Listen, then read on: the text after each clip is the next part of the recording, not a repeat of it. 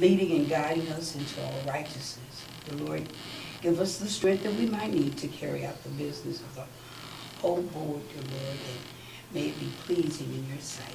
In the name of Jesus Christ, our Lord, we pray. Amen. Amen. Join me in the pledge, please. I pledge allegiance to the flag of the United States of America and to the republic for which it stands, one nation, under God, indivisible, with liberty and justice for all. If the board would review the minutes of the September 20th meeting.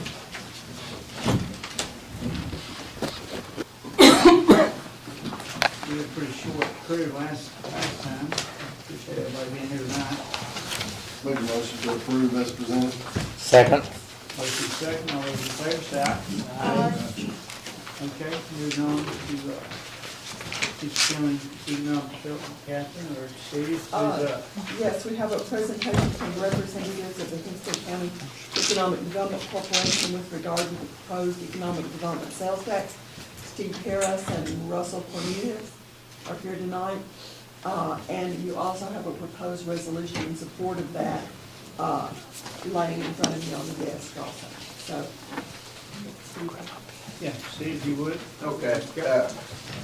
Also, Steve Montgomery, Mark Ross are on our board, so Catherine's on it, and Russell's on it. So we're going to show a short presentation, a video, and then we'll have questions and comments if y'all would like.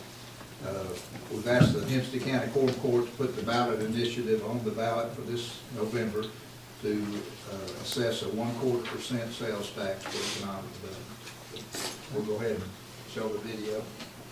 This November, the ballots for Hempstead County will include a measure to adopt a 1/4 of a cent sales tax to fund economic development projects and services.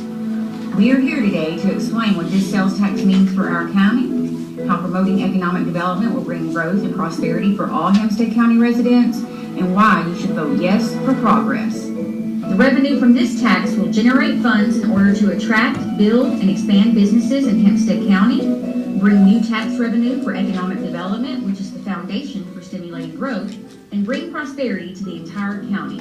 With this tax, Hempstead County will be able to attract new businesses, create job growth throughout the county, help our existing businesses with expansion. It will allow us to become more competitive with other counties in Arkansas and surrounding states to attract new businesses and industry, and it will increase the overall tax base and improve the quality of life in Hempstead County. Over the past several years, economic development has been able to assist with several projects. The Rail Spur project, which was a major rehabilitation on the rail at Industrial Park, was undertaken to make a safer work environment for the industries that utilize the rail. We were able to assist in making road improvements at the Tyson feed mill and Tyson processing plant so that the trucks could get supplies to and from these areas. When Medical Park Hospital Administration was unable to pay their employees, EDC stepped in and paid those salaries. We provided $15,000 to UAHT for job training in the new entrepreneurship program. A spec building was constructed in the industrial park area to attract interested industries. We were able to assist with infrastructure on Trinity Drive by making drainage improvements. These projects were only possible due to funds from grants, private funding, membership fees, and past surpluses. But with revenue from the proposed tax, we could do so much more to improve our existing industry and recruit new businesses. There are 14 cities and 4 counties in Arkansas that currently have a local economic development sales tax revenue, and almost every city in Texas has a local economic development sales tax as well. At this time, Hempstead County is unable to compete with our surrounding counties and states because the revenue from this tax allows them to be more competitive when talking to new business prospects. Each of these communities have passed a local economic development sales tax, and the revenue generated is circulated right back through each community.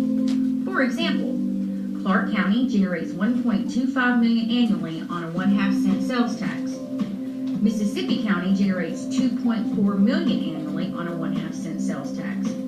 Magnolia generates $445,000 annually on a 1/4 cent sales tax. And Crosset generates $300,000 annually on a 1/4 cent sales tax.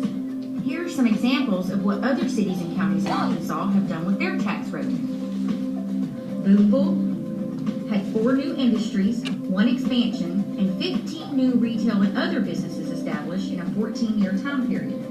Camden, in just 4 years, brought in 5 new industries, had 7 expansions, and a net gain of 769 committed jobs. Wynn generated a little over $4.6 million in 3 years and has seen 3 new industries, 8 expansions, and a net gain of 850 jobs and an increase in average wages. Newport, in 7 years, has gained 8 new industries, 3 expansions, and a total of 52 new businesses. They were able to fund a $2.7 million road and spur development and fund a $1.5 million sewage treatment plant expansion. They had a net gain of 625 jobs and saw an increase of 24% in manufacturing wages and an increase of 18% in covered wages, including retail. Mississippi County, within 6 years, gained 3,000 new jobs. These new jobs represent 15% of the county's employment and added an additional $90 million per year to the local economy. They were also able to upgrade their medical centers. These tax dollars can only be used for projects that are eligible under the state definition of an economic development project or service. They may not be used to fund the daily operations of the local economic development office or payroll. The funds must be used towards infrastructure and/or incentives for new or existing businesses. Economic development project means land, buildings, furnishings, equipment, facilities, infrastructure, and improvements that are required or suitable for the development, retention, or expansion of manufacturing, production, industrial facilities, research, technology, and development facilities, regional or national corporate headquarters, or sports complexes designed to host local, state, regional, and national competitions, and so much more. Infrastructure is land acquisition, site preparation, road and highway improvements on eligible projects, rail spur, railroad and railport construction, water service and wastewater treatment, employee training, and environmental mitigation or reclamation. The taxes may be used for construction, reconstruction, demolition, site development, contracts and related costs associated with creation, expansion, and rehabilitation of water or sewer system, streets, roads, bridges, drainage, and other vital public facilities. It may also be used to establish and operate local economic development programs, finance an economic development project, or provide economic development services. Economic Development Service is the planning, marketing, and strategic advice and counsel regarding job recruitment, job development, job retention, and job expansion. It is also the supervision, operation, and the negotiation of contracts for the sale or lease of industrial parks or other such properties. Without the resources to improve infrastructure and provide incentives, Hempstead County will continue to lose competitiveness to be able to secure new enterprises or expand existing businesses. Our county has attracted the interest of several outside businesses and industry, but was unable to compete with the other cities and counties that were able to offer them more because they have this tax revenue. For example, we recently attracted the interest of an industry and were negotiating to have them establish their business in Hempstead County, but due to the local economic development sales tax in Clark County, Arkadelphia was able to offer them an incentive of $2 million, and they chose to establish their business there. This caused our county to miss out on job opportunities and additional tax revenue. Hempstead County is the perfect location for new industry. Whether by rail, air, or I-30 access, our businesses have a convenient and feasible way to ship goods in and out of the county. Our industrial park has much to offer with the rail and airport conveniently positioned near those businesses. Plus, I-30 allows easy access for travelers to visit our local restaurants, hotels, gas stations, and shops, which in turn will bring additional tax revenue into our county from this tax. Hempstead County residents are not the only consumers paying this tax. Every visitor who comes off of I-30 and spends money in our town, they are also contributing to our growth and prosperity. How will this tax help you? The tax passes and your tax dollars go to work creating and expanding businesses and industry, which in turn establishes more jobs, creating higher wages throughout the county. Money is then circulated through Hempstead County, which produces a fiscal stimulus.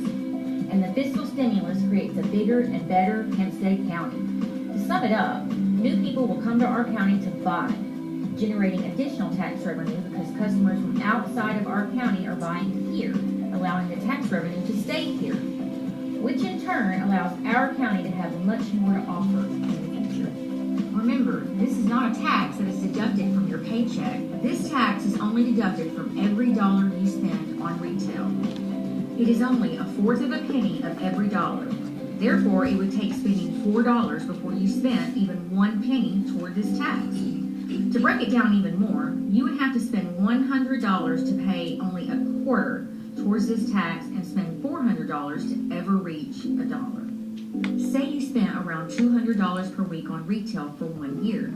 That would amount to $10,400. Only $26 of that total amount would go towards this tax annually. In conclusion, it is estimated that this tax will generate $800,000 per year for economic development in Hempstead County. That is $800,000 that will be dedicated solely to improving the quality of life for all Hempstead County residents. This is an investment for the future that is needed now. So this November, when you head to the polls, we ask that you vote yes for progress.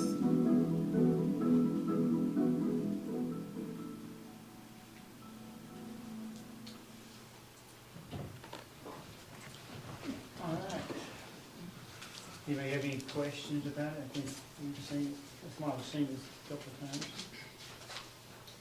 I think it's interesting to say that a lot of counties around have this tax to generate for infrastructure, businesses and stuff.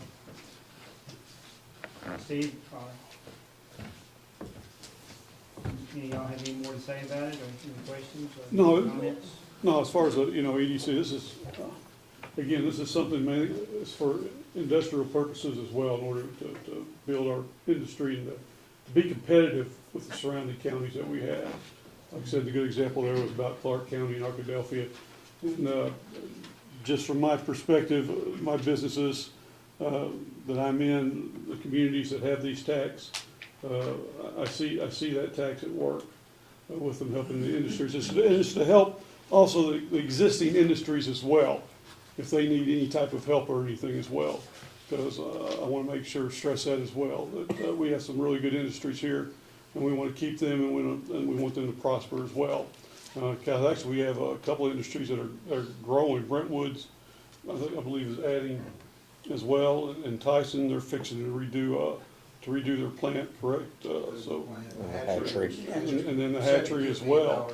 So yeah, they're invested in our communities as well, in our county as well. So, and also to stress also that this is for the entire county as well. As far as the industries that we have, in Hope, I think there's only 4 of them that are in the city limits itself. All the others are out in the county.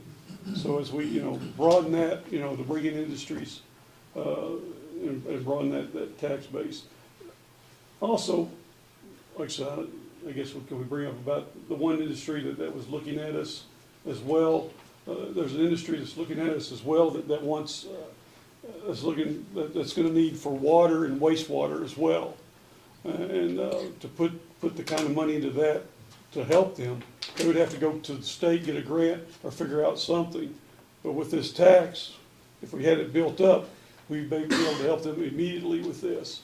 And like I said, they're bringing in good, good paying jobs, higher than average jobs that we're looking at. So, like I said, to me, it's an investment for Hope in Hempstead County, and definitely, like I said, definitely support it. Also, with us having, if we have that tax and we had a big industry come in, and let's say need $30 or $40 million, it'd be much easier to go to the state, get the money, because the state already knows we're going to have this in the bank, so we could be able to make the payments yearly. So as long as you have the money, that's the biggest problem, being competitive. And just if in case anybody's wanting to know, the Clark County industry that we did lose that to is Hostess. So it's really, it's tough to compete when you don't have the money. I think if we had the cutting edge for a long time, we were one of the first ones to have economic development person to actually work with them. We hired Ivan Baker years and years ago. And this is just keeping us up there with the level playing field with other counties right now and cities. Any questions from this side of the board? We have a resolution for our support if the board desires to pass it. I think everybody has a copy of it.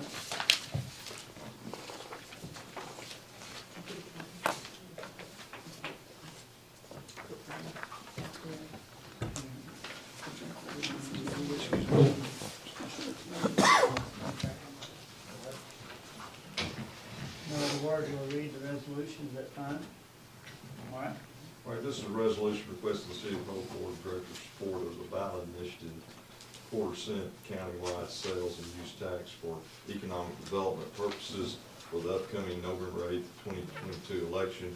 Whereas Hempstead County Economic Development is limited to current funding towards economic development for current and future industries with regards to the potential for growth. And whereas the City of Hope as well as Hempstead County are in direct competition with surrounding cities and counties that currently have or are planning to have additional funds to promote and attract vital industries for their communities. And whereas the additional revenue from this ballot initiative will allow funds to be used solely for or in partnership with federal, state, and local funds for the use of industrial growth, as well as uses pursuant to Arkansas Code Annotated 14-174-105. And whereas the City of Hope as well as Hempstead County will benefit from growth, expansion in new industries with additional jobs, potential higher wages, and opportunities for the citizens. And whereas additional revenue from the growth of existing and new industries will assist in continuing the progress of elevating our community's quality of life. Now therefore be it resolved this 4th day of October 2022, the City of Hope, Arkansas Board of Directors support the ballot initiative of 4% countywide sales and use tax for economic development purposes for the November 8th, 2022 election. Any discussion, or is there a motion to approve this resolution?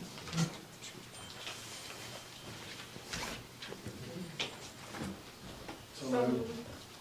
Second. Motion is second to approve the resolution for supporting the 4% sales tax. All those in favor say aye. Aye. Opposed? Okay, good luck, guys. I really hope we can push it through. We really need it for the county and for the city, both. So thank you. Okay, we're moving on to our streetscape. Yes. If I get them out. Yeah, get the big maps off, we're gonna have it in there, and, on July 7th, 2022, the City of Hope had a second bid opening on our Transportation Alternative Project Grant Streetscape Project. Our first bid opening didn't receive any bids.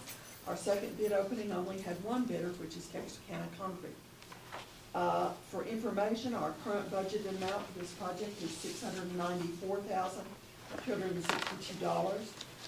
That includes both the streetscape construction and the cost for the railroad pedestrian crossing with the Kymete Railroad. And we worked hard to negotiate out that agreement for them, and there's approximately, again, $60,000, that's $60,842 that would be dedicated toward that. The bid that we received on July 7th was for $1,112,392. The pedestrian crossing is at $60,842.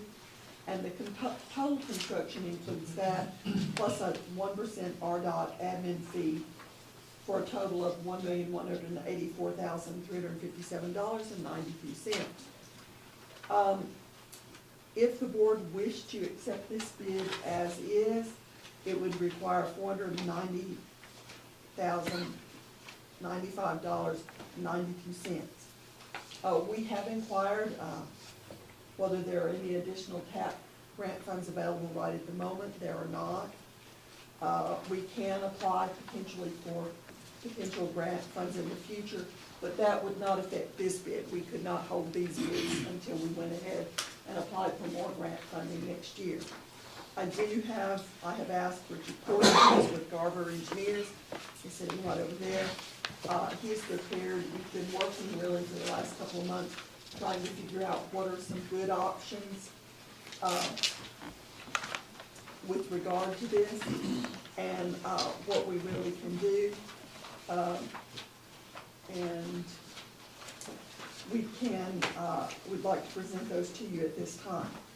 We can, again, accept this current bid if the board wished to, but it would require that $490,095.92. There is additional work of $34,000 in engineering and for reworking this project and rebidding and such as that, and the Kainichi Rail work additional that was out of scope of our additional engineering contract, and $83,000 for construction inspection services also anticipated. Now, the $83,000 we already, or some amount similar to whatever, was already projected because we knew we were gonna need construction inspection services.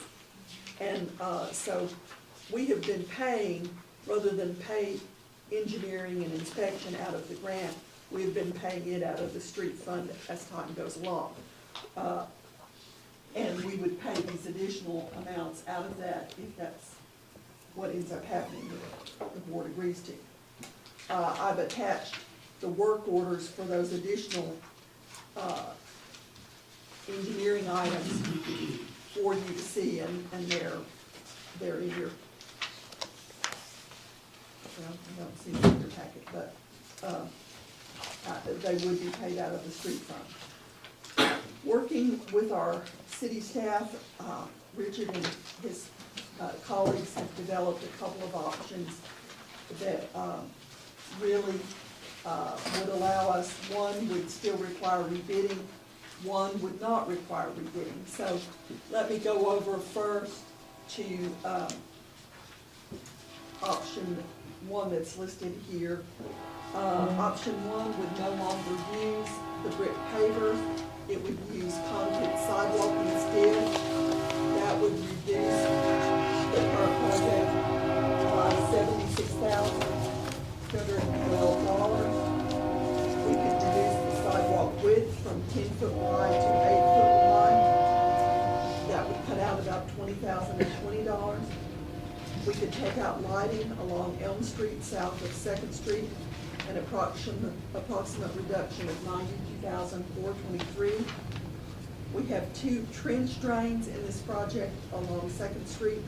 Those could be removed at approximately $33,612. Instead of having, I guess, poured concrete foundations for the light, we would have precast pole foundations, which would reduce by about $28,000 if acceptable. We can mark the utilities before the bid opening if we did an additional bid opening, so that bidders can determine if boring is possible rather than trench cutting. That would leave us with an estimated new bid amount of $854,049. Again, the original bid was $1,112,392. So that would mean an additional funds needed of $258,343. I had some questions about taking out the lighting along Elm Street, south of 2nd Street, and if you will look at your big printed out sheets, the second sheet, you see where that big red X is down there on the lower right-hand side of the page. That would be the lighting there in front of Bancorp South. Now, we still have street lighting there, it's just the higher, taller lights that are there right now. This would take out the projected, the possible antique-looking lighting that we have in the rest of downtown. I had some questions already about that, about how much it would be if that was added back in. And so if that were added back in, it would be an additional $350,766 needed. Additional 92, which would be a total of 358. Right. Yeah. Sorry, I saw some big eyes when you said that. Sorry. Don't cost Please correct me. That 92 is still a lot.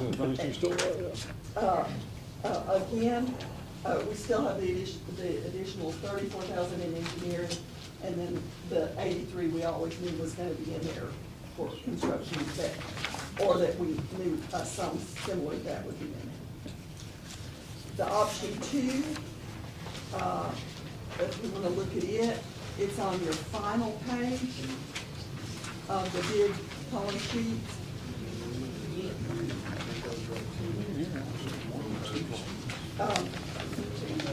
This would remove most of the improvements east of the railroad on Second Street and Elm Street for an approximate reduction of about $445,422. And the reasoning on that is, there is existing sidewalk there right now, okay? So the project as a whole could still be used, but it just wouldn't be, the antique lighting and everything wouldn't be put in there. There would be sidewalks. We would remove both trench drains, again, allow the 2x4 precast pole foundations. This would put us at an estimated new bid amount at $621,358 from the original at $1,112,392. But this option would require rebidding. Arkansas state law only allows us to reduce a bid through negotiation or change order by up to 25%. So that would have to be rebid, and that would mean that we might or might not get any bids again. Because remember, the first time we bid this, we got no bids. The second time, we got 1 bid. Now, we could still, if the board accepts or agrees to go with option 2 and we rebid and we get a bid, that still means that we could go back then, next year and try to get some more TAP grant funds. Might not, but still the project is usable. You do see that would take out all of the antique lighting on Elm Street. That's where that big red X is.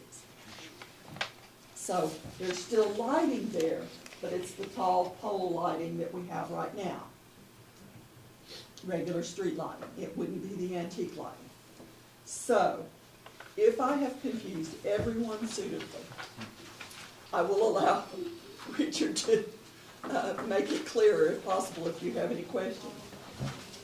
We did try to work hard, one, to conceive the ability to continue this project, to figure out how it could still be usable, even if we, you all choose not to accept the full amount of the bid, how we could rework it if, we needed to cut it down. So, are there questions? I'll start. On the lighting, I'm on option 1, I'm against taking the lighting out myself. But I do have a question.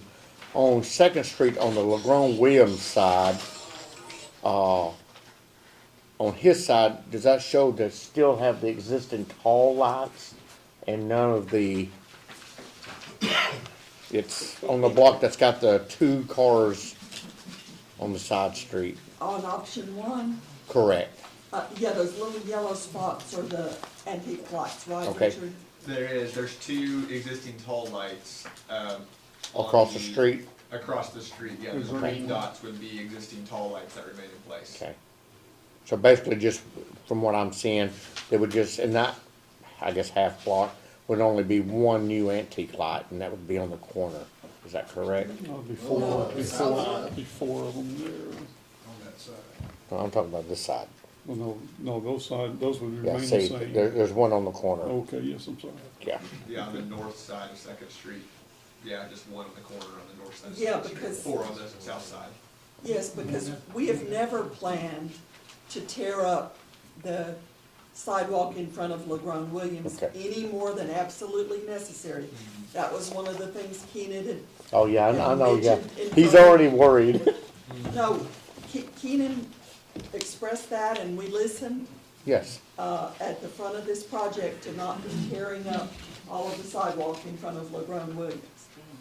So that has never been part of the project. They wouldn't be removing anything, it just simply was never there. The reason I'm against the lighting on the south part of Elm Street is just, it's just not gonna look right if half of Elm Street's done and the other half's not. Oh, I agree.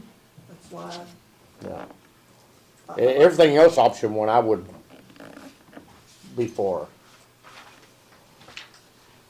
Yes, my first question is on the trench drains that were put in on the original, taking those out, is that gonna leave us with, any kind of water drainage problems? No, we had estimated them much lower than the 33,000 they bid them at. I think we had estimated like 8,000 apiece. So the cost, it was gonna be nice to take the water underneath the sidewalk, but we can redesign it slightly and lower the driveway profile so that the water, there's just a very small amount of water that comes down a side ditch. It would just go down the little driveway apron and into the curb, which is essentially, it was just going underneath the sidewalk and into the curb anyway, so it wouldn't be any kind of impact drainage-wise to what the existing situation is. And the trench drains that are there now are pretty much plugged and not operational, so. There are some existing ones, and they've been filled with silt forever. And the other question was, on the original, well, one of the alternatives was to change the precast pole foundations. What was the existing, what was the original? We had 2-foot by 5-foot depth diameter foundations, which is kind of a standard foundation that we use. Since it's a 10-foot pole, we could go run some structural calculations. I think the 2x4 is gonna be okay. We still need to double check that to make sure it's gonna be okay. But regardless, when we talked to the subcontractor that did this, they said they could save a lot of money if we would allow precast. So that's kind of the biggest thing. They want us to be able to allow precast foundation, which is fine with us. If they want to install precast, we just didn't have that spelled out in the contract documents or anything. Rather than poured in place. Yeah, exactly. So, and then potentially lowering the depth to 4 feet as opposed to 5 feet. We got to double check some structural calculations to make sure that's okay, but we anticipate it will be.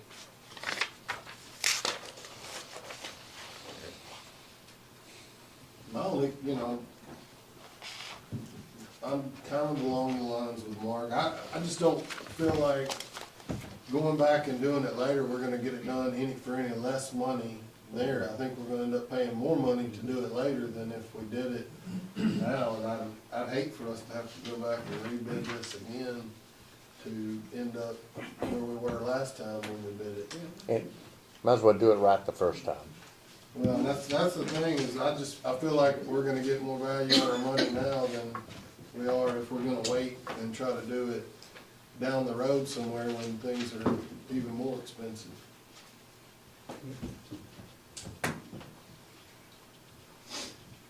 So what I'm hearing right now is the option 1 and putting the lights back in. Is that where the board is leaning right now? That's my wish. So that's the $357.66 additional option. You say it real Yeah. fast. it doesn't sound- $357.66. Well, I mean, I will offer, because I know you want to know this question, well, where could we pay for this from? We do have funds in general that could do that. It is possible if tourism wanted to put in more funding, but if you all just wanted to do it from general, it's possible to do it from the general fund. And again, the additional engineering will come out of the street fund, but again, we always knew there were gonna be construction, inspection. We were just thinking they were gonna be a certain amount of like $650,000. So it is a little bit more, but there's definitely been some additional engineering as a result of having to rework this and rebid and all sorts of things. So basically, all we're talking, as far as option 1, would be adding the 92,000 back, 92,400. Well, no, I mean, overall, you're gonna need $357.66. Well, yeah, total, yes. Yeah, So we won't have to rebid, correct? would not have to rebid, and that is an advantage. And I visited with Magnolia, people from Magnolia and Endon last week, and they're having the same problems. Nobody's bidding on anything right now. It's just like they had a couple of projects that nobody turned in bids. Is a lot of that's because it's actually really a small project compared to bigger cities, and they don't really want to do small, or? There's small contractors that like these projects too. A lot of contractors are just really busy right now. There's a lot of work out there right now, and a lot of them are busy.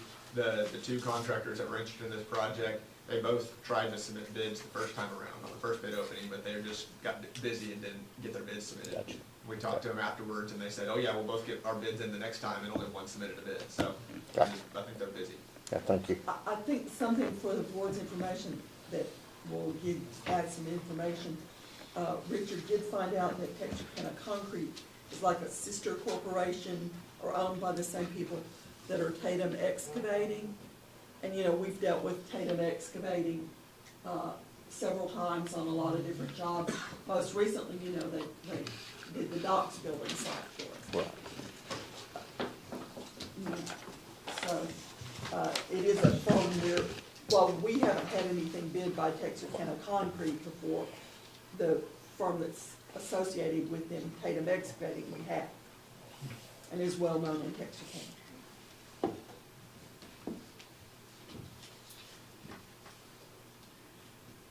So I guess to summarize for you all, if you'll let us know which, if any, options you want to choose, and then also authorize the additional work orders if you know, you decide which direction you want to go. Before we can do any action, do you need to get with the contractor and work out details, or we pretty well right there at it? We're all good? There will have to be an RDOT concurrence of award, but y'all can basically approve the award tentative on RDOT's concurrence of award. So we'll have to, once y'all decide on what you want to do, we'll have to get with RDOT and make sure they approve the award before the contractor's actually awarded the project, and we get all the contract documents together. All right, any other questions from the board? We need to have any action, or we want Our to bids think are about it a little good, bit, or? our bids are good until November 7th, I think you said. Yes. I think we need to go ahead and move. I mean, we've been kicking this thing down the road quite a bit. So the funding will come out of the general fund with the opportunity to talk to tourism and see if they can, they would like to take some of the load off. But, well, we've talked about this project for a 2 while. years at least. Yes, and I think it still is a great project for the visitors coming to Hope. We still, you know, the tourism at the Clinton House is picking up, and also the Cliffs House, so this is a good addition to bring people into downtown.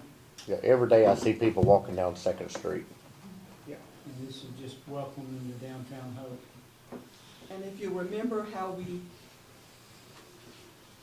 developed this project was to link our historic downtown with the historic sites there at the Clinton Center and also now the Cliff Center. So this is a link between our historic downtown and not expands, but coordinates it or allows it to be joined More easier. attractive.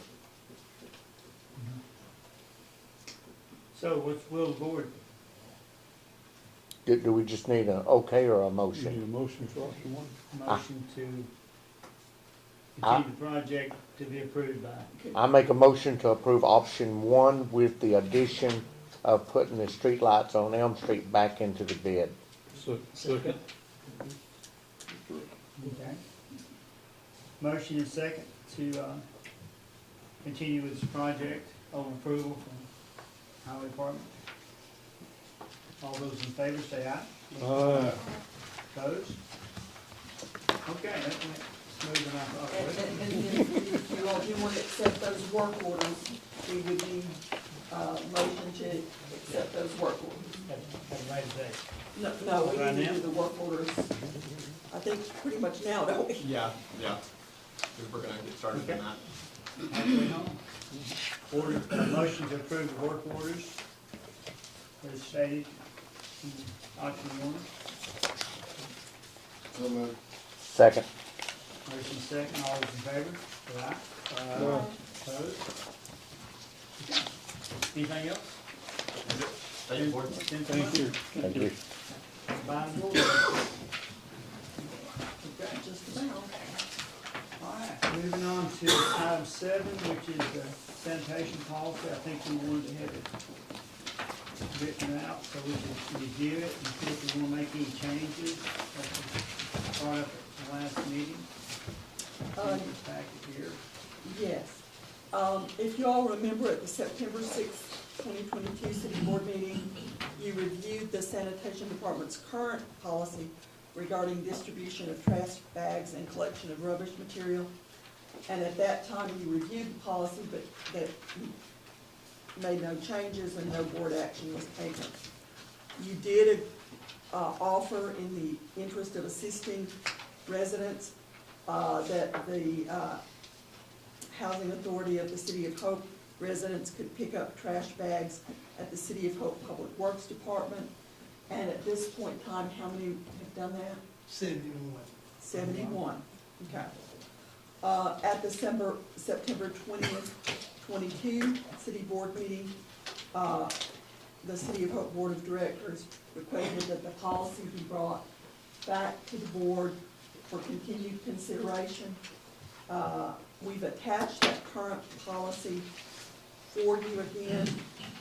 And Nathaniel, if you want to kind of go through that and tell them, you know, what we currently do. Excuse me. This is our current sanitation policy for its residents. We pick up trash 4 times a week, Monday, Thursday on the south side, Tuesday, Friday on the north side. We provide dumpsters for some of the apartment complexes for our convenience. Well, we supply bags twice a year to every citizen in the City of Hope. The apartment complexes has to come by and pick up their bags. We pick up rubbish on Wednesdays, exception of holiday weekend, and you have to call to pick up rubbish from that standpoint. We do not pick up rubbish for commercial, no commercial use, nor commercial use get any trash bags.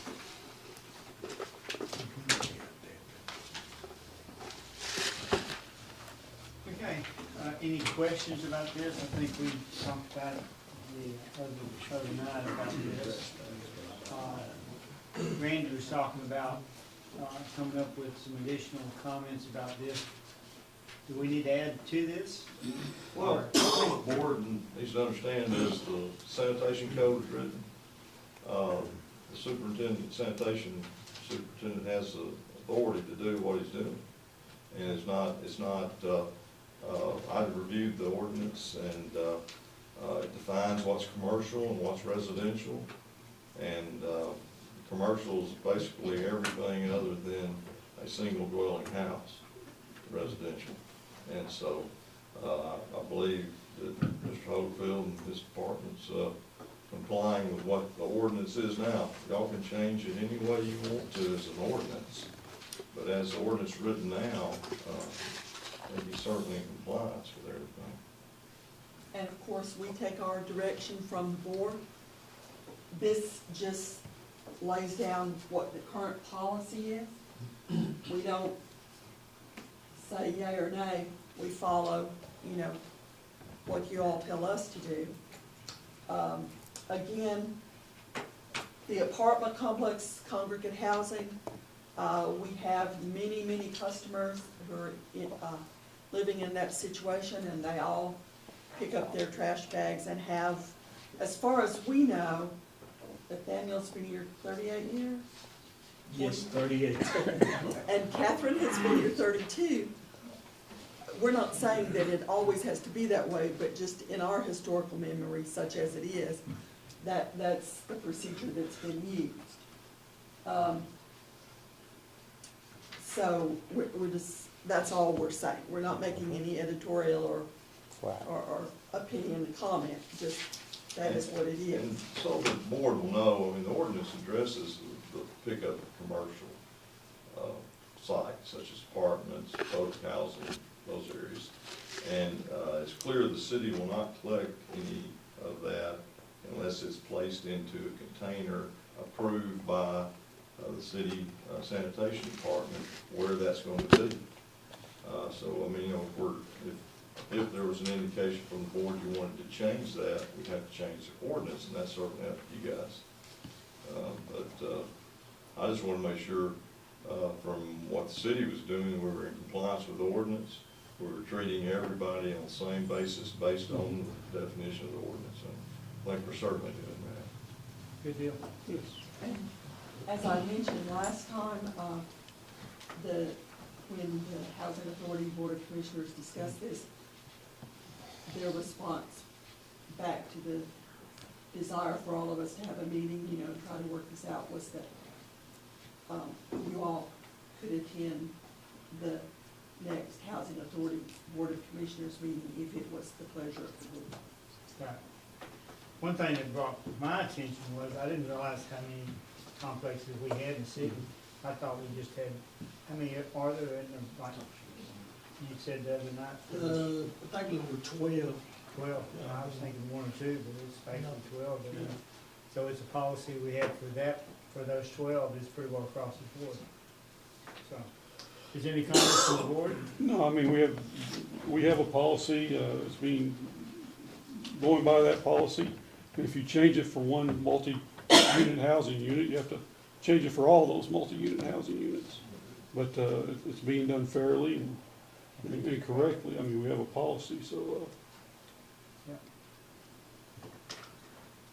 Same from the west side?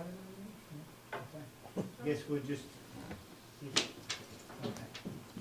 Well, no action, we'll just let it go like it is. Thank you, Anthony. Okay, we'll move on to, item 8, rating of the airport project. Yes, on September 4th, 2022, we did advertise in the Arkansas Democrat Gazette for engineering services related to our City of Hope Airport. We received those requests for qualifications until September 22nd at 2 p.m. We received 2. One from Garver Engineers, who happens to be our current airport engineer, and Pinnacle Management Consulting Group. Those proposals were rated on Wednesday, September 27th, by a committee that was appointed by the board that consisted of the following persons: myself, J.R. Wilson, Darrell Allen, and Director Montgomery. After reviewing and rating the proposals, the committee is making a recommendation to the board to begin negotiating a contract with Garver Consulting Engineers. For information, we rated them on about, I think, 12 different items, and the rating aggregate scores for the 2 firms, one was 81 and one was 201. I will say that the other firm that submitted an RFQ is primarily a real estate acquisition firm that concentrates on the acquisition of rights of way for airport properties. In other words, easements, or if you're expanding your airport or things like that. That seems to be their area of expertise. And I think as we reviewed the proposals, it was obvious that that was their concentration, and the staff that they had available and would be focused on our potential project were real estate acquisition staff rather than engineering staff.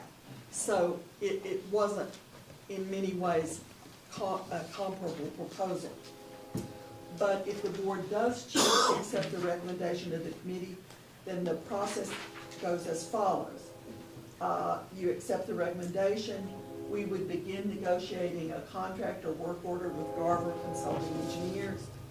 Once it's negotiated, it would be brought back to the board for your review and approval. It would have to have an independent fee estimate done by a firm outside of Garver that would determine if those fees that were suggested in the contract were within reasonable terms for similar airport projects.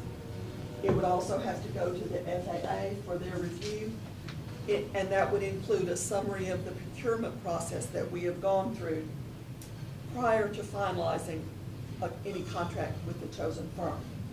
We have to do this, the actual RFQ says at least every 3 years with an option to renew for an additional 2 years.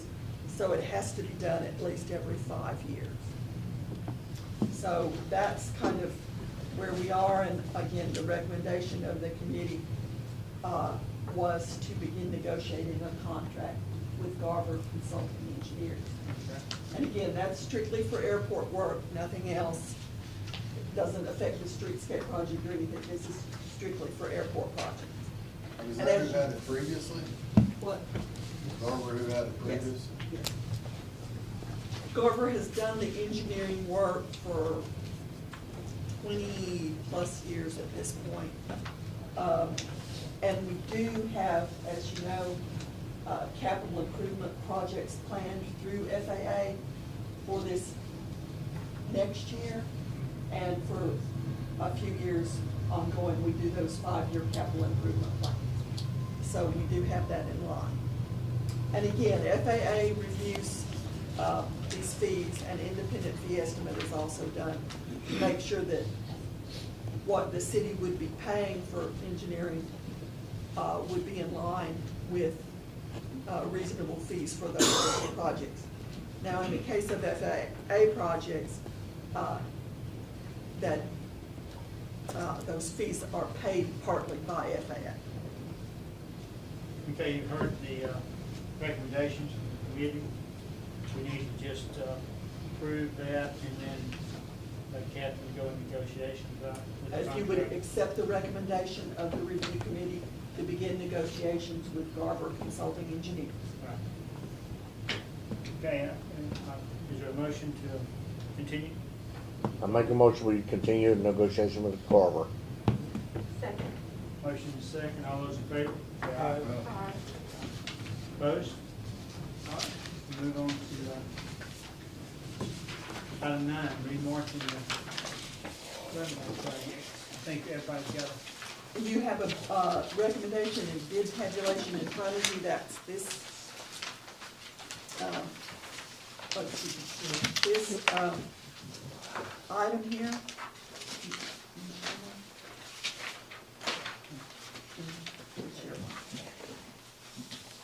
Okay, we opened bids on September 27th at 2 p.m. for the airport main runway remarking project. We did receive, we were very glad, several bids on this project. I'll kind of go through them if you look at this long sheet here on the second sheet. The engineer's estimate was $212,000, $212,660. We received bids from Custom Pavement Maintenance and Safety at $177,437, Metro Construction $219,385, Scodeller Construction $329,535, Highlight Airfield Services $346,723.80, Axtels Incorporated $359,985, Belt Construction $385,104, and GDS LLC at $400,511. So you can see these ranged a long way from $177,000 to $400,000. The recommendation of the engineer was to go with Custom Pavement Maintenance and Safety. They have checked them out. The bids look good. They are low, but they're good. This project includes remarking the main runway as well as repairing some areas of concrete on the main runway. And this is a project that will go to, if you all approve this recommendation, it will go to Arkansas Department of Aeronautics at their October board meeting, which I believe is next week. We have tentatively sent it to them, although we can pull it back if you all don't want to do it. Again, this project was included as part of our budgeting for the airport. It is an Arkansas Department of Aeronautics project rather than an FAA project.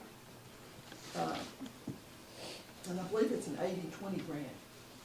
So that means we'll have to match, 20% up. And of that 177, if you look down there under custom pavement, about a little over 50,000 of that is concrete spall repair.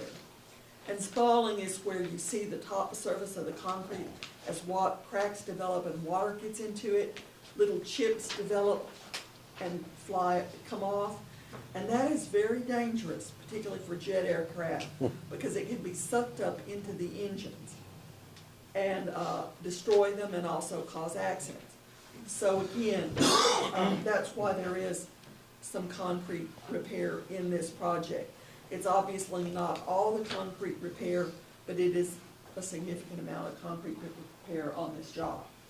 And we believe that this will have a very good chance of receiving funding from the Arkansas Department of Aeronautics. And if it is approved by the board tonight, and they do approve it at their meeting, I believe, next week, then we could get to work on the contract terms and get this going before the end of the year. Where's the company located? Oh, I can find out for you. It is in Arkansas. Okay. I believe. And once again, this mansion fund comes out of airport fund is designated for airport repairs, so this will be coming from that fund to match what we get from FAA and this one.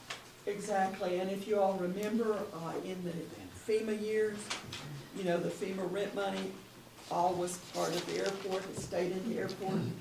And the intention of the board at that time, that has followed through since in the 10 or more years subsequent, has been that money be used to match grants and things. And that's what's being done with it. It matches FAA grants, Arkansas Department of Aeronautics grant. It allows the money to go further, you know, in the future to continue future airport work. Now, again, we do have FAA project coming up on drainage. We're doing current, you know, drainage engineering and environmental mitigation that you all approved a couple of last meeting or the meeting before. And we will also be, hopefully, this subsequent federal fiscal year, be going into first part of the drainage project. So. Okay. Any other questions about this? Or not? Is there? Did Darrell find out, did you find out where it's located? Van Buren. Thank you. Okay. Is there a motion to accept the bid? You gotta make a motion to accept the bid from Custom Pavement for $177,437. Second. That motion is second for the low bid. All those in favor say aye. Aye. Opposed? Okay, we'll move on to the city manager's report. Okay, you all had asked that a special meeting be set up on October the 11th at 7 p.m. To have presentations from the executive search firm for, in regard to their services, to assist you all in hiring your next city manager after I retire, coming up on December 28th. I mean, Well, 80-some. There is again, I have, per your direction, contacted them, and they may not both be available in person, but they will be available so that you can see their presentations and ask them questions about the services they provide. Now, this is not to determine how, well, I mean, this isn't them asking you what services you want them to provide. This is more what they can provide and what they usually do provide with regard to executive searches. So we have that on the agenda. Update on the park grant. We were notified that we did not get the park grant for the splash pad. And we were very disappointed about that. We do think we can find some ways, if you all did want to think about, you know, another submission of another grant in the future on that, we do think we have some ways to strengthen that presentation for future grants or whatever the board would desire. But again, we did not get that park grant. Catherine, do they just say, no, you didn't get it, or do they go into any details at all? Well, they showed us the ratings, and that's why I'm saying there are a few things we could do. You know, we could have more public hearings with more groups, starting earlier, have earlier site visits and things, so we could beef up the application, and then I think we might have. One of the things that obviously kind of plays against us on this was, we have had several park grants, both for playground equipment, for the hub, and for the pocket park within the last 5 years. So That's true. they are, and we certainly, I think anybody will understand the desire of the Outdoor Recreation Grant Commission to spread the money around, particularly to some cities who haven't ever had any grants at all. We have been lucky and hopefully skilled, but we do understand. And like I said, while we were very disappointed, because again, Summer, particularly, she had really put her heart and soul into this, had worked really hard to get, I think, a very attractive splash pad idea. At this point in time, we do not get that park grant. On some better news, because you know I try to always end on better news, I'll let Todd tell you a little bit. You have a letter in front of you from ISO, and Todd can tell you a little bit about that. ISO is our insurance rating for the city. For the past few years, we've been at a 3. Every 5 years we get an evaluation. They contacted me in April that it was time for our annual evaluation, so we did that in May. I was notified shortly thereafter that we had went from a 3 to a 2. And they swore me to secrecy on that I could not tell till the letter came out, which we just received. So, and it will take effect January 1st, 2023. So we were glad to hear that. They based this on, of course, our record keeping, our training.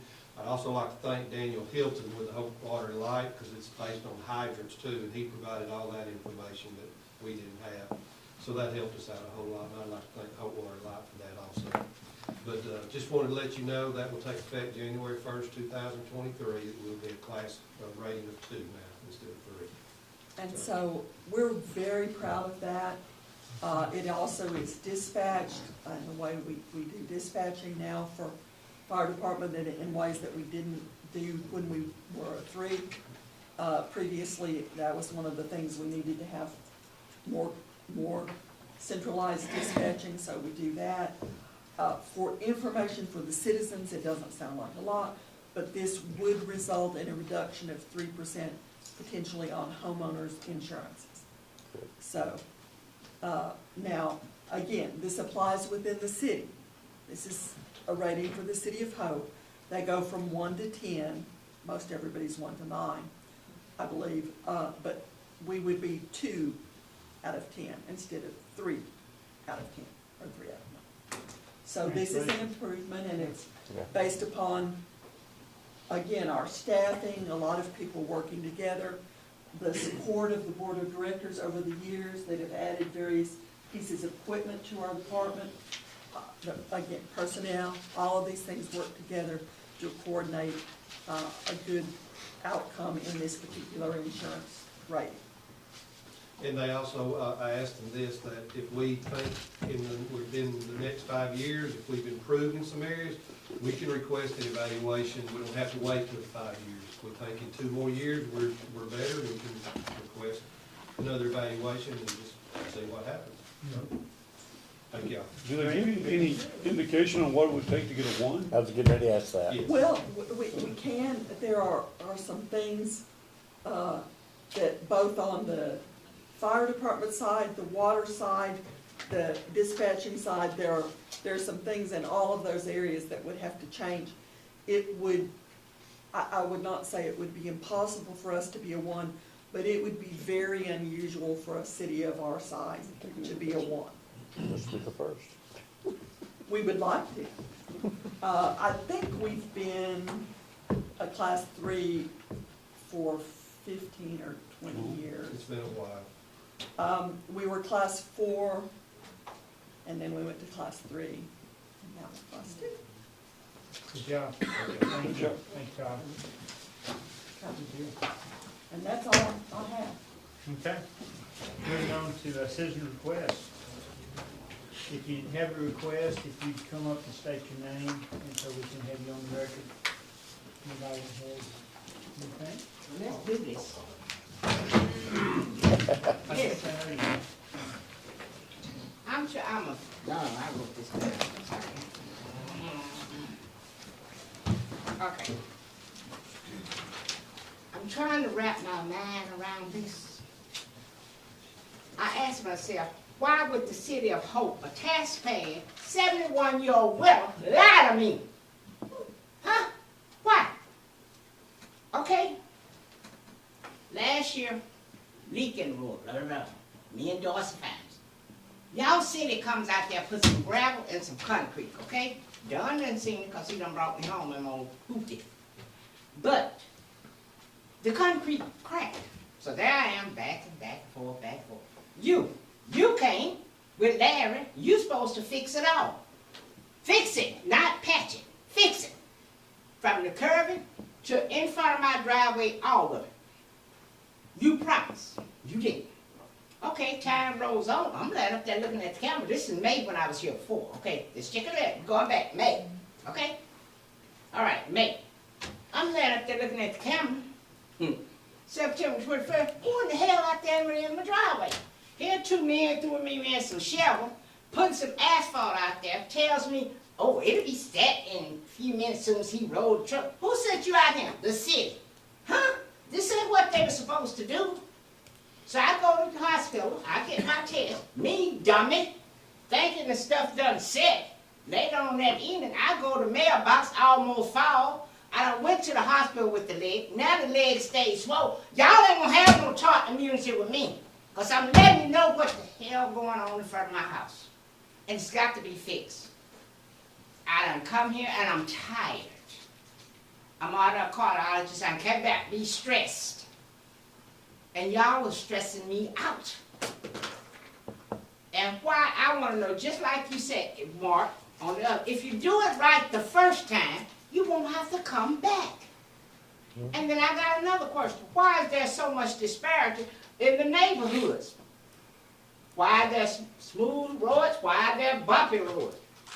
Why is there a big old gap on Edgewood, down from me? School bus come, they dug that up, left some gravel. Pole school bus, they gonna through, children be going like that. Why? I wanna know why. Why are y'all doing me like this? I expect the city to keep their word. I've been on that corner 50 years. I'm the only person on that block. And I expect you to keep your word. There, that big gap still there. Somebody come along, run off in that whoop. Well, they don't care. Somebody blow the car up. No, I don't care. And that tort immunity, Brand, it ain't gonna work. I done talked to a lawyer. See, you've been aware. I done made you aware of what's going on. So that tort immunity ain't gonna work for me. If I go out there, I almost hurt myself the other day. The only thing that saved me was God. Have you talked to me about that? No, I'm just telling you what my attorney said. I know you're attorney too. But, I'm just telling you, because even Don, there's your mayor, he said, Pastor, this needs to be fixed. Ain't nobody fixing it. It ain't gonna fix itself. They put that mess down on the 21st of the last month. That stuff's still soft. But it's supposed to be quick set. I'm tired of driving my car and stinking asphalt up under my carport, bringing it into my house. I am tired of it, y'all. Do what you gotta do. Y'all mess it up, fix it. Thank you, Patsy. We'll see if we can address that. Please do, Don, please. How you doing? My name is Louis Martin, and I have a question for this. Do you think it's ethical for a board member to practice fraudulent business in our community? I don't think so. But, I'm not aware of it. Okay, well, I'm gonna bring you up to date with it. 2 years ago, this man, Reginald Easton, opposed that he had property for sale. He come to me, I purchased the property, so-called purchased 2, 3 properties, and it's not even his. It's Jacobson Wilson. And come now, he didn't sit there and sold his property to a whole nother man. get a civil suit towards me. I address the issue, go to Ms. Kim's office, get the plan, I go to Mr. Wright. Mr. Wright, not aware of this letter for this lot 7 and 8. It's not mine, because it's not Mr. Easton's to sell, and lot 9 is. He come serve me a civil suit the 17th. Some lady come opposed and said that she got a call and said I was seen by Mr. Wright, but Mr. Wright never came to the health fair to come serve me some papers. But he been practicing this here in our city for years, then over on this north side, getting property is opposed to his, and it's not. And selling it and getting money on the side. I done dealt with him extra amount of time, getting money on the side. And then putting in the deeds that I paid $1 for. Sell it to L. Quincy Scott, he said he sold it for $10.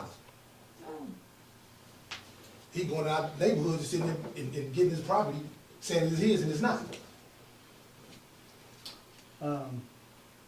As far as me, or the board passing judgment on any of this, I mean, I'm just bringing to your you attention can that- see where we're all flat-footed on this. I'm just bringing to your And, attention that I don't think it's ethical for a board member to practice fraudulent business in our community, and we look up to him. Yeah. Oppose him at a higher standard, but this what you doing to us in the community. But I guess the court system will have to, Okay, y'all I'm dealing vote, with that, I but ain't got a problem with it. you're just making the statement, and that's. Exactly. Okay, and That this is one of your board members. Yeah, okay, and I'm listening, we're all listening, but, as far as any action, I mean. Okay, you I know, don't you be know, asking, I'm just bringing to Yeah, your but I attention, I ain't got a appreciate problem you. with it, I'm just letting the board know. Anything else? It's a board member, that'll be it, sir. Okay, good luck with, Yes. getting it resolved. Yes, sir. Okay, thank you. All right, anything else to come before the board? Yeah, let me say something. State your name. and then we'll- Philip Shaw. How y'all doing? Stay in the City of Hope. Love to see the city on the drone flying. It made the city look good. Yeah. Doing good. Everybody in the house is packed, as you can see. But back with the splash pad. I know the grant didn't go through, but Reverend Williams, he doesn't send it on. You know, he had the theory of thinking that we're gonna have this splash pad. I don't know, you know. So y'all been, yeah, Reverend Williams passed. We didn't Go know. on to the next one. Really? Yes. So we all eyed and everything. You know, I know y'all ain't got no control, but help us. That petition, try to get this pad for the north side, for the youngsters over there. Help us get that done by any means necessary. Like I said the first time, we need that over there. Cause we got to come way over here. Got these kids on the bus and all this and all that happen. Safety is important for all children. I know a lot of stuff happen with everybody, even in my family, with each other's family. But we need that splash pad, cause that man, that was in his heart. He was happy. He talked about that for days. You know. Well, we'll reach out for more grants and more. Yes, And we'll please do. redo the budget for next year, and we can look at All right, what we'll thank be you. able to do. But, yeah, I hate we didn't get it, but that's kind of the way it goes a lot. Yeah. All right. I do have an announcement. Good evening, I'm a neighbor from Fulton, Hempstead County, Sylvia Brown. To Mr. Shaw's point regarding budget, there's something that I learned in working in government. The budget reflects your values and your priorities.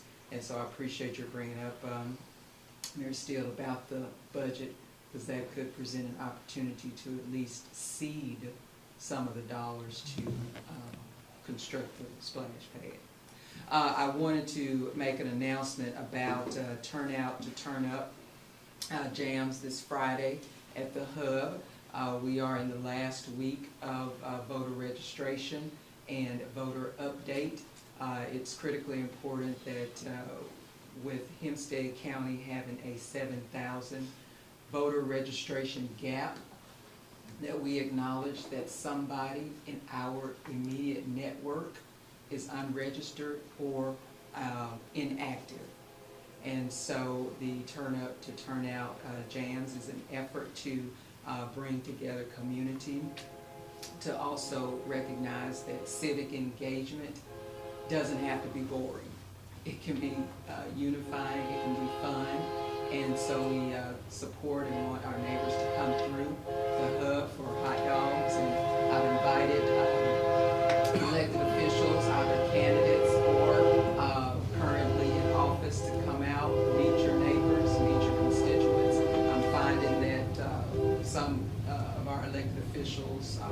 don't do that proactively. Here's an opportunity to do that in a non-confrontational environment, hopefully, like I said, in a fun, communicative environment. So Friday, 4 to 7, at 4 to 6 rather, at the hub.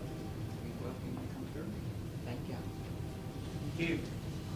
Yeah, it's always upsetting when you look at what percentage actually votes in an election. It's kind of sad. I hope this stirs up a little bit more interest in voting in general. All right. Anything else? Anybody? Hazel? I'm Hazel Simpson. I would like to say, I wonder could we get some signs over there on Compress by the railroad track where the old feed mill used to be, said no littering, you know, I picks it up every day. I don't have a problem with it, period. But maybe we put some signs up there that there'll be more liberty to just throw it out on the street. Thank you. Amen.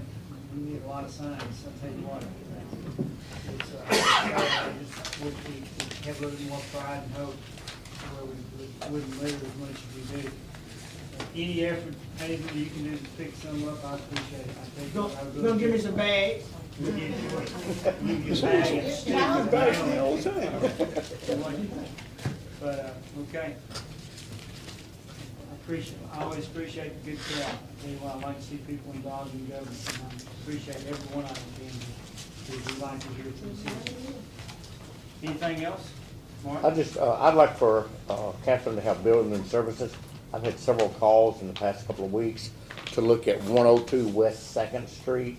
That's in the downtown area. The roof is falling in, and they're really concerned about the west wall. We already have a code enforcement case open on that. And then, what did we ever decide on those white structures out there at Port? I know we discussed it, the portable buildings, or have we heard anything else? We're gonna do RFQs, see. Jeremy is gonna develop, what it would cost us to move it and reuse one of them. We've had another interest in one of the folks that are cutting hay out there. Mm-hmm. So I've got a list of 3 or 4 folks that have specifically asked about them, so, when Jeremy does that, I think, kind of get a direction and figure out what will be best, you know, hey, if it costs $200,000 to put a roof on the thing, that doesn't make sense, but, you know. But a building that size, if we built it down at Public Works, would be $500,000, $750,000, so, if we can get something use out of it. And I'd like to say one more thing. A lot of people doesn't see sometimes the money that we spend here for the city, but the building at the city shop, going from the flat roof to the slant, looks really good. And they was power washing those other ones today, so I thought that looked really nice. I just had one question, Catherine, I didn't remember what the city ordinance is on hanging signs on the telephone poles. Not supposed to. Okay, I didn't think they were, but I've just noticed a lot of those showing up with the roof and gutters lately. We generally snatch them off and call them and tell them they're not supposed to be there. Okay. I pulled one off this morning when I was running. Yeah. They're there, I tell you what. Yeah, that you're not supposed to attach them to utility poles. You can put signs up for various things with the permission of the property owner. You know, like for yard sales or garage sales or something like that, but. Okay. All right. Anything else from the board? All right, meeting adjourned.